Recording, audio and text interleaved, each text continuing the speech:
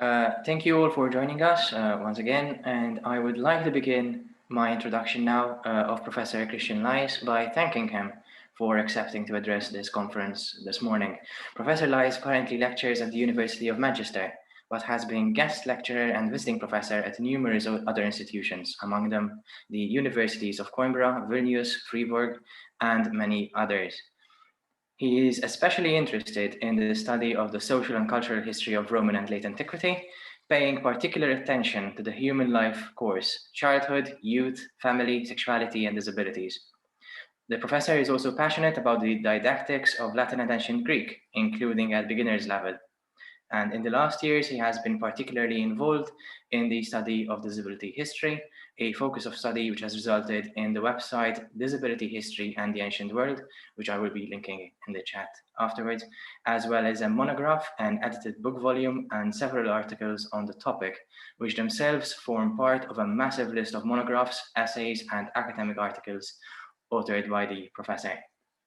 Finally, Professor Laes is also the current president of Euroclassica, a pan-European organization of associations dedicated to the teaching and support of the study of classics, of which the Malta Classics Association is a member. And so, without wasting any more time, I would therefore like to, with my renewed thanks, invite Professor Laes to commence his address.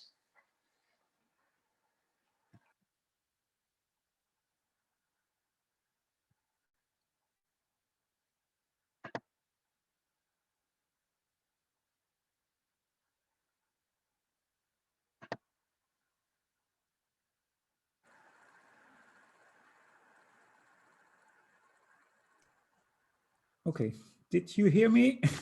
Yes, we can hear you now, thank you. Okay, sorry about this. So thanks very much for this very kind introduction. Thanks also for the invitation. It's an honor and a pleasure to be here. Though it might sound as a commonplace, I'd like to emphasize that I would have preferred even more to be in Malta in person, of course, but still, I'm very glad to be with you, at least virtually.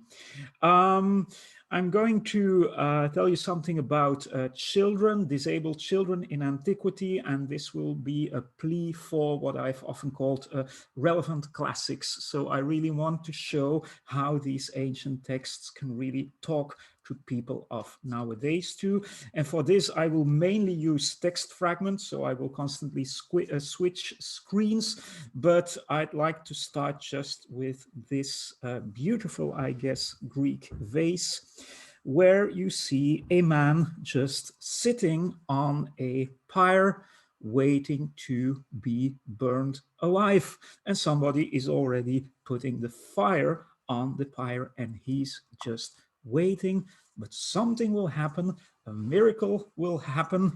It will not only involve rain, but it will involve also a boy who is never named in the texts. And that's why I go to a new share screen with you. Okay. This is going to be my handout, and I wanted to start with the story of Croesus, because of this, it is of course Croesus on the pyre, the story of Croesus's son. Right, this is the story as it is being told by Herodotus, and in the first fragment he's actually talking about a dream that Croesus had after Solon's visit, and this dream is actually about one son of his. In fact, Croesus had two sons, and now look at the way this is put in the Greek. Two sons, one of which was defective, diephtharto, in Greek, since, which is not really a nice word to use, since he was a presumably deaf mute, the Greek says kophos. Now, please be aware that this son, being a deaf mute, is never named. The other son was far the first in all respects amongst contemporaries, and his name was Attis. And now the dream says that Croesus will actually lose his son Attis because of an accident with an iron spear. What happens in the next fragment? Attis gets married quite soon already, and then he is asking his father, who is obviously the king of Lydia, whether he is allowed to go on a hunt in order to kill a wild boar which is destroying the region. And of course, Croesus doesn't want this because he's afraid that the son will die, as was the prediction due to an accident with an iron spear. And he says, please, son, do not do this. Do not go on this hunt. And then this fragment is, of course, interesting. He says, for you are, in fact, my one and only son, inasmuch as I count the other indeed, since he is defective, not to be mine. Dieftarmenon ten akowen, says the Greek. So this is really like defective in the ears, in the hearing. I count him to be not there. Uk enai moi logizomai. As you may imagine, of course, this is like a typical Greek tragic story also. Attis manages to go on this hunt because he will tell his father, look, father, a boar doesn't have an iron spear, so surely the boar will not kill me. And then there's, of course, the hunting accident that happens. So Adrastos, the other hunter, will just by accident not hit the boar, but Attis himself, who will then die. Right. And now we're in the third fragment, and this is at the moment when Sardis, the capital of Lydia, already has been taken by the Persian king. So Croesus has sort of destroyed his own kingdom and his own city too. And he's being captured by the Persian king. He's being put on the pyre too, and he is sort of reflecting on his own life. And then there's a sort of flashback about the education of his children. And again, this is so interesting in the Greek. It says as follows, a son was his, whom I, in fact, made mention of before, fit in all other respects, says Herodotus, but dumb. Tamen Allah epiekes, and now it is about the not being able to speak, aphonos de. And then there's that passage where it is basically said that Croesus had done all he could to take care of the child. They had even consulted the oracles. So they were really worried about this child. And then the prediction of the oracle was, well, it's better that the son never speaks, because the first day he will speak will be an unprosperous day.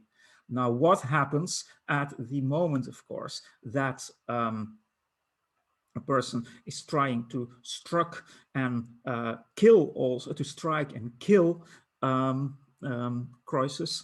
The Persian soldier, not being aware that it is actually the king, the son will just cry out, "Oh, fellow human being, don't kill Croesus." He then first gave voice to that, and after that, from then on, he could speak his whole lifetime. Okay. Now, Herodotus never explicitly says what the problem was with this child. Was he actually really not being able to hear? Was he not being able to speak? And then how comes that suddenly he's able to speak? And can he then suddenly hear too? Well, there's nothing like a sort of diagnosis in these ancient texts. Dear audience, why did I want to start with this story? Because this is, in a way, a story that happened to me back in 2006 and 2007 when I was teaching this text to some undergraduate students. And we discussed these passages. And I remember very well that there was a student of mine whose I guess it was his stepfather, whose stepfather was Albanian. And he told me, well, what we are actually reading now, I sort of recognize this. If you go to a little village in Albania and you would ask somebody, how many children do you have? People would answer, for instance, I have 2. In fact, they have 3, but the third one is in some way disabled. He's just being kept hidden in the house. He's often not named, he's not mentioned, but at the same time, this does not mean that people do not care about him. So he's or her, he's being taken care of.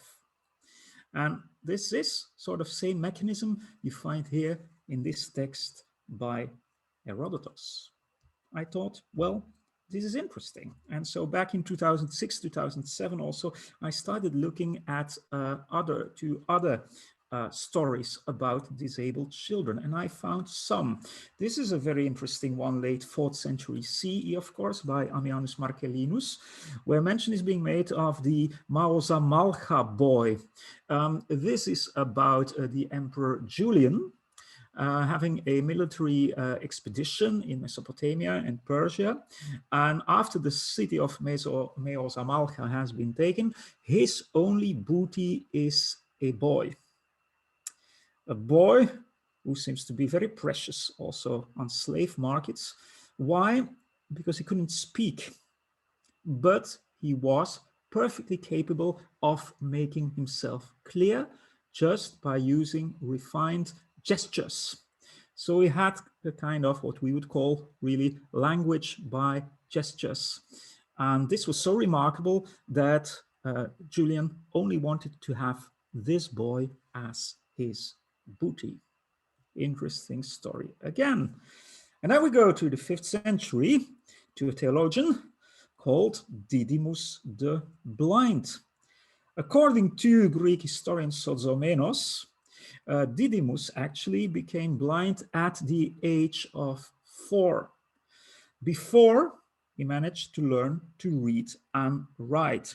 And the story has it that actually he learned to read and write by fumbling letters and afterwards also syllables, which were written for him on wax tablets. And just by touching these shapes, these forms, he sort of got to know how to read and write.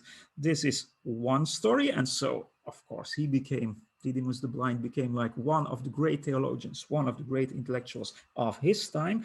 Another story, which you read in the Historia Lausiaca by Palladius, says that Didymus the Blind actually never learned how to read or write, but that he just had great memory. And this is then, of course, illustrated with a quote from Psalm saying that God actually gives light and wisdom to, as you may imagine, to the blind. Dear audience, I hope you'd agree with me that this is fascinating stuff, fascinating material to study, which also poses us some challenges. So first of all, there's so few sources left that for a study like this, we obviously have to combine the Greek and the Roman material. And even this is not enough. So we also need to do this anthropological or cross-cultural comparison, as I tried to do in the beginning of my presentation by referring to present-day Albania. This is obviously also a sort of research in which our values often clash with ancient values. Just think about the vocabulary, the way the deaf-mute boy was described. This is not the way we would do it, but it's just interesting to notice that there is this differences in vocabulary too. And this is obviously also a branch of science, of scholarship, where we have to, in ancient history, acknowledge what is being said in other time periods or about other time periods and in other branches of history. Right. I'm, of course, a philologist by first education. So if somebody would tell me I'm actually studying disabilities, my first reflex would be, well, could you just define disability? And that's already very difficult because even nowadays, it's not really clear. I've put two, I could have cited 100 others, but I've just put two modern definitions of disability here. And basically, nowadays, people will say disability lies more in the society than in the body, in the person. This means, for instance, that if you're in a wheelchair, but if you're living in a society which really accommodates this, that you would be in a way less disabled than a person who has mobility difficulties in a region or in a country where there's no accommodation at all for these difficulties. This is, of course, a valuable insight, but it makes research also very difficult, because what would you actually count as a disability? What would you not count as a disability? Of course, you could turn the question around and say, well, just this is not really relevant to us. Just have a look at the Greek and Latin words.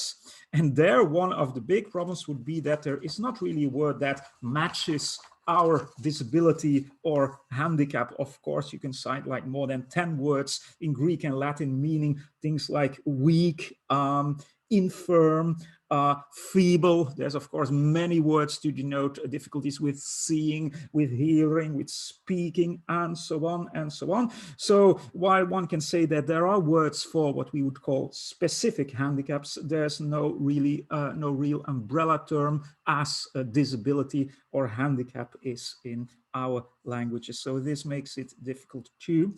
And another difficulty is, of course, this paradox, which I always point out to my students. So you will easily find quotes like this. Nowadays, 19% of the UK population experience disability. The World Health Organization will say that about 15% of the world population is actually experiencing disability. But what is really meant by this? So I would say that the paradox is the following. If we would go to Antiquity with our schemes of disability, we would, of course, sort of discover a huge number of disabled people in Antiquity. But if you would transfer a person from, let's say, Roman Antiquity to nowadays, let's say somewhere in the UK or a West European country, he or she would surely not recognize that much disabilities as we tend to do nowadays. What about all the so-called social disabilities? What about the so-called learning disabilities? One may wonder, of course, whether people from Antiquity would really consider this as a disability, while we, of course, in a totally different context do so. All right, this being said, I think that there are still sort of basic schemes that we can use to make a confrontation or a study also possible with the dossier from the past. And what I would like to expand on first is the dossier of exposure and infanticide. Why? Because this is such a common reaction. If you tell people, well, I'm actually studying disabilities in Antiquity, many people would just say, well, is it really possible to study this? Did such babies ever survive? My answer would be, of course. But my answer would also be, let us just look carefully at the texts which sort of suggest that they did not survive. This is, of course, the classic text. This is about the infanticide and the selection at Sparta. Many people, also scholars, believe that this is a text about a test being performed in Sparta. It is actually not. I put the words, the relevant words for you in bold, and I will see that it's actually about two tests. A first test being taken by the elders of the tribes, officially examining the infant, whether there are problems about him or her being ill-born and deformed. Again, kind of crude language in the Greek, agenes kai amorphon.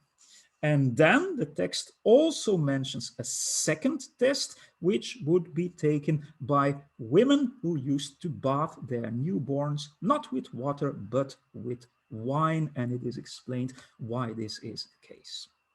Right. There's many things to be said about this text. So first of all, this is written by Plutarch in the second half of the 1st century CE. This is long after the facts. He's of course telling this in the life of Lycurgus, so this must have been something like 700 years before. So there's a huge distance between the author and the events he describes. This of course fits into a sort of utopian tradition where Sparta was presented as a sort of ideal state. Yeah, but whether this was really the case, that's of course a different question. Another counter argument is that in contemporary sources, so let's say 5th century BCE sources, this selection by Sparta is never mentioned, even by authors who in these days really admire Sparta. And another counter argument would be that also for Spartan history, there are some cases of kings and politicians and poets who kind of made a career despite their being disabled, presumably already congenitally, so already from birth on. Also, there's no archaeological proof at the Taygetus Mount of a sort of place where you would find like hundreds of skeletons of little babies. So we're not really sure about this story. Now, of course, there are other fragments. This is a famous one too by Seneca, Seneca the Elder, Seneca the Rhetor, saying that parents and fathers do not want certain children who are, this is in the Latin, aliqua corporis parte mulcati, infirmi et in nullam spem idonei. And what is said about these parents? Well, they throw them out rather than expose them. Proiciunt magis quam ex. And Seneca the philosopher will say, I will have to quote this in full, unnatural prodigy we destroy. We drown even children who at birth are weakly and abnormal. And then he says, yes, it is not anger, but reason that separates the harmful from the sound. Again, I offered the Latin version to you too. Now, this is, of course, particularly interesting. There are some other texts by Plato and Aristotle also suggesting that kind of selection. But why are these texts so interesting? Let's just go to another screen.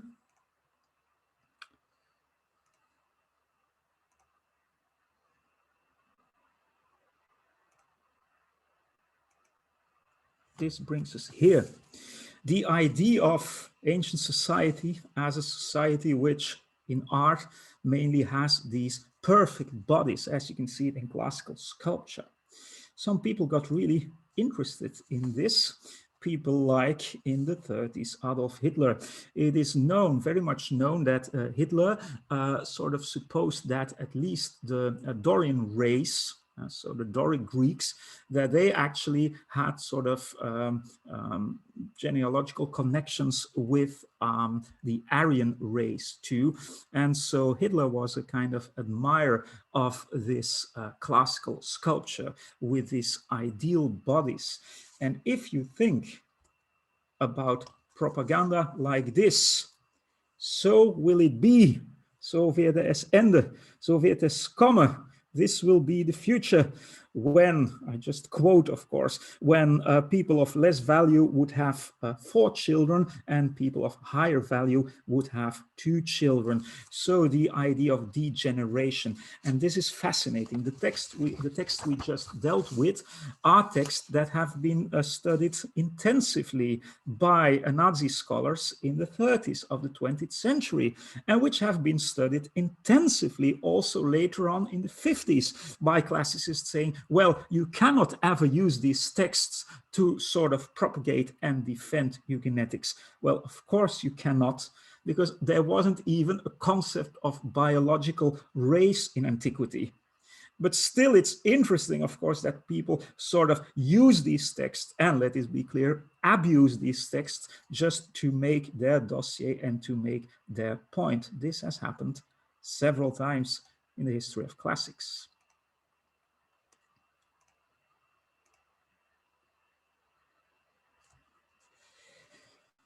I firmly believe that there were some reasons to let the child live?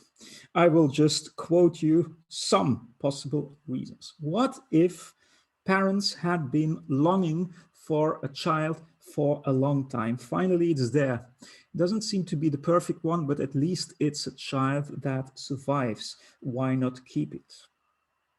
Another reason. What if he or she is the sole heir? So this will be your only child. And of course you need heirs. So perhaps it's just good that the child can survive. There might be all sorts of emotional reasons which are not always described, but people can, of course, decide to keep the child.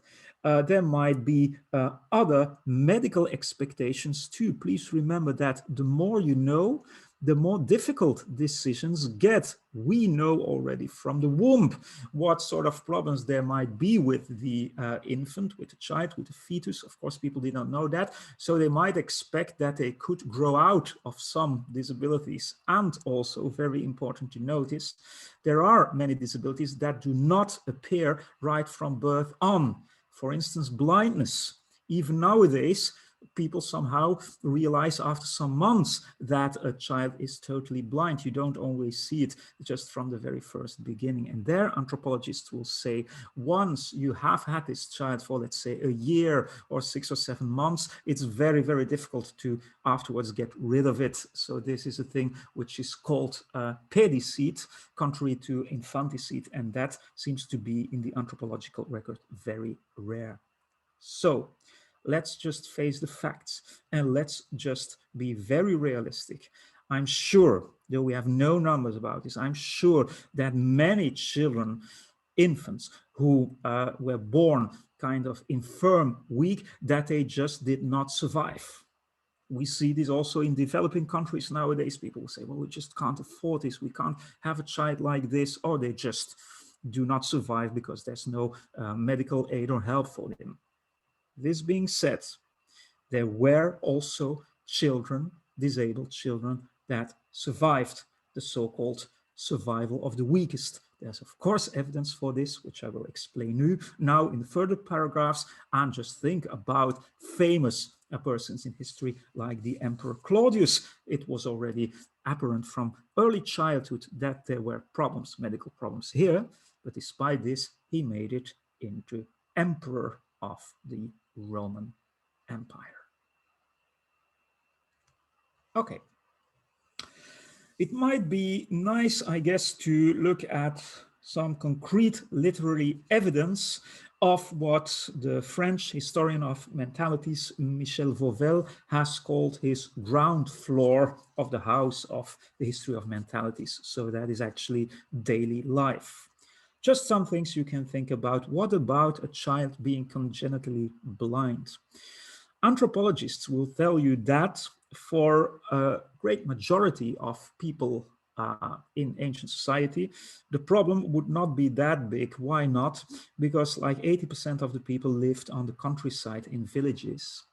And if there is not really a concept of a sort of mobility, the idea that you need to move all your life, that you need to travel and so on, you basically just live for your own life in the same environment.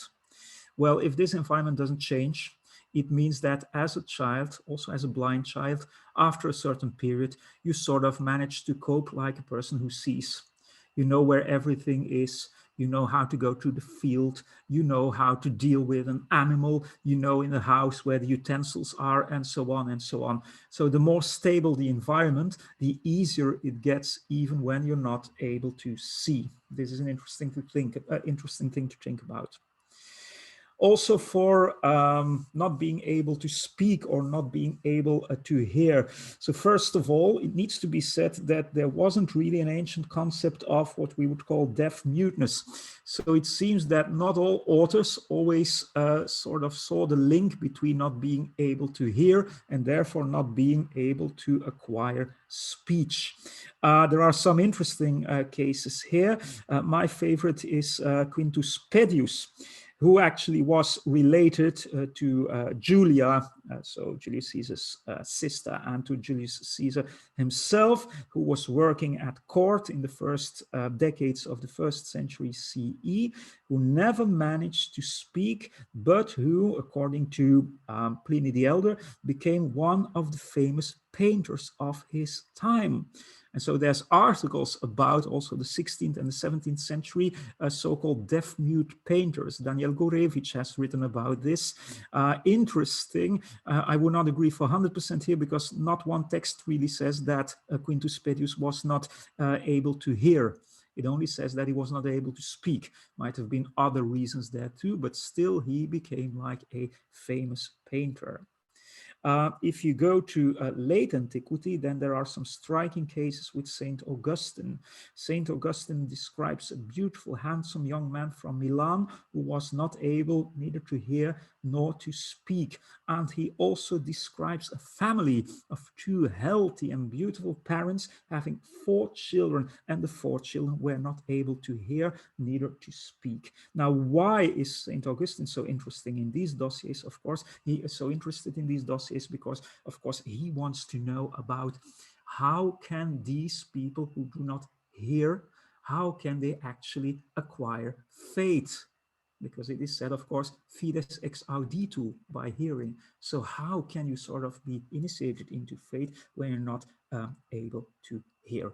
There are these funny miracle stories, both relating Asclepius sanctuaries, but also Christian sanctuaries, about a parent coming to the sanctuary with a child who cannot speak, and suddenly the child will cry out something like, "I promise," or "I'm thirsty," and from that moment on, he or she suddenly speaks, like the story about Croesus' son.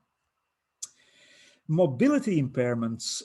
Here you find some interesting instances, mainly in the Hippocratic corpus, where it's actually sort of suggested or said that when people have serious injury in their legs, ankle, hips, and so on and so on. And when this happens from early childhood on, then basically you're not able to walk for the rest of your life, and that you just crawl around, or you have to be carried by somebody in a litter or whatever. So there are cases like this also being mentioned regarding children. And then a very interesting dossier is, of course, mental impairments. This is not exclusively, but often mentioned in the early Christian sources. It's often related to demonic possession. And the cases I mention here are really striking ones. So in the apocryphal Acts of John, there's mention of 2 twins. And at the age of 34, the family father decides to have them killed because, well, their life is just not possible anymore. So they're like beautiful, handsome young men, but they have these seizures, presumably epileptic seizures, but they are described as devil's work, and at a certain point they just decide they cannot carry on with their lives. There's a beautiful story in Titi Livy on Titus Manlius. Titus Manlius, who was actually, because of a sort of, well, the word that is used is tarditas, so sort of retardation. I apologize the word. He's being sent to the countryside, but afterwards he will just defend his father, and he will even become a consul of the Roman Republic.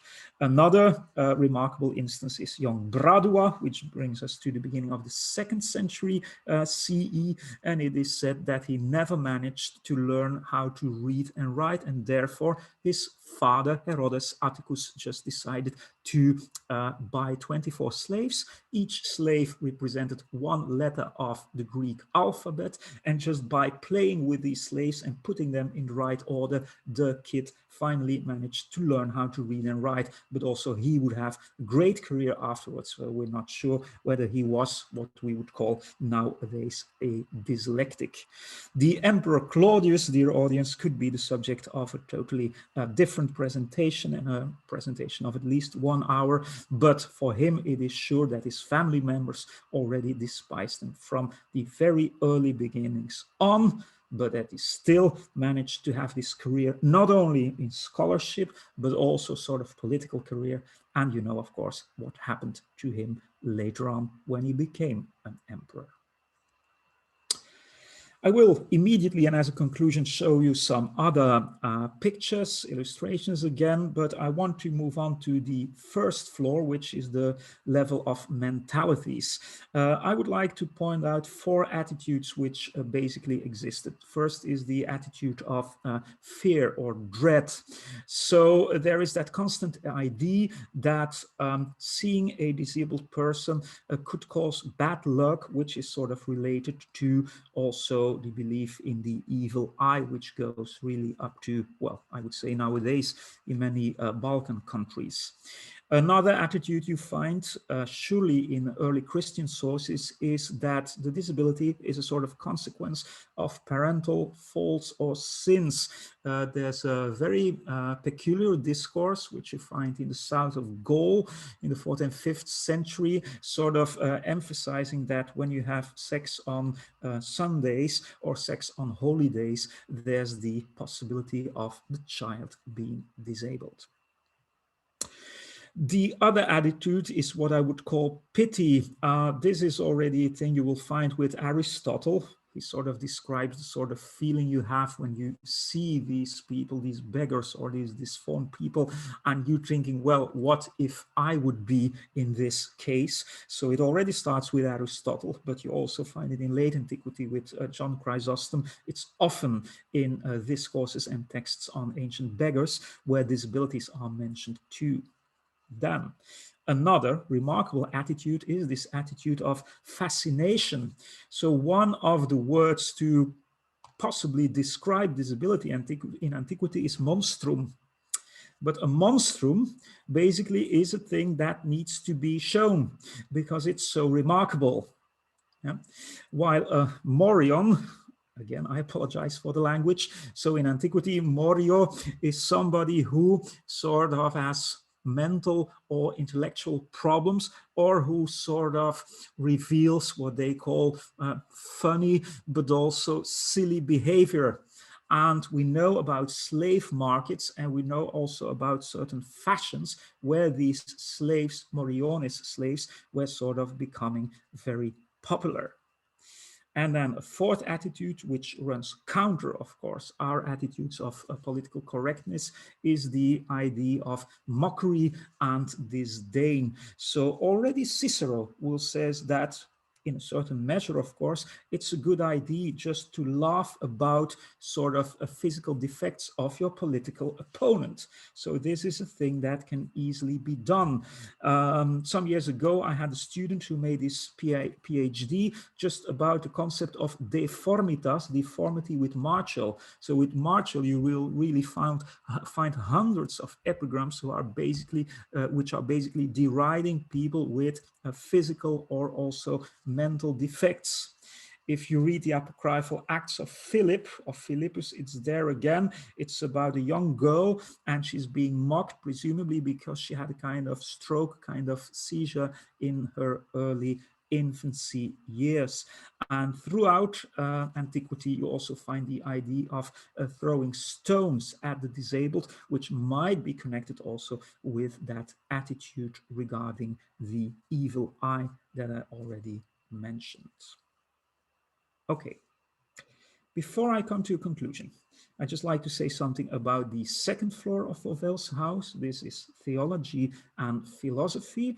I think that early Christianity is crucial here. So surely with St. Augustine in his De Civitate Dei, you'll find this idea like, why are such people there?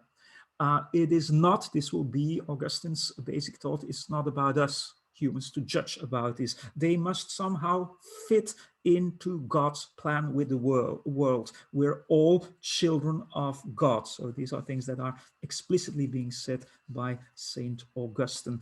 I also believe that the coming of Christianity, of course, carried with it a huge amount of continuity, but also had some change. I mean, more and more in Christianity, disability becomes like an existential problem. The idea of why me and not him or her. The idea of why has God decided this to happen to you or to her. Also the idea of certain categories as the categories that were actually healed by Jesus Christ. Also the caritative approach, the first rise of hospitals and so on, is a thing I would very much connect to Christianity in the 4th and the 5th century. So let me just for 1 minute show again the other screen.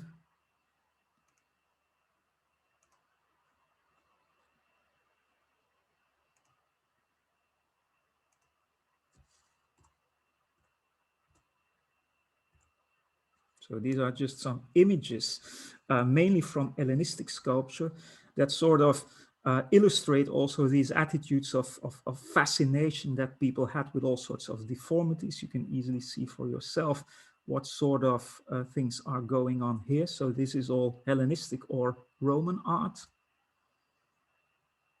And this is, or are just some other examples of this.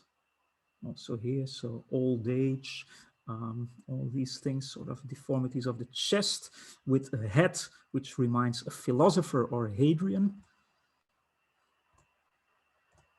And this is what I basically always explain to my students, just using this one image. In a way, it's all there, the attitudes that I just described to you.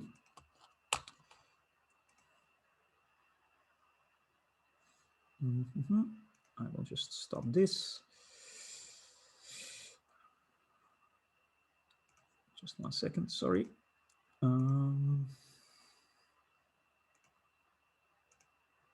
Okay, do you see the other screen now, Samuel? Yeah, okay. I just come to my conclusions.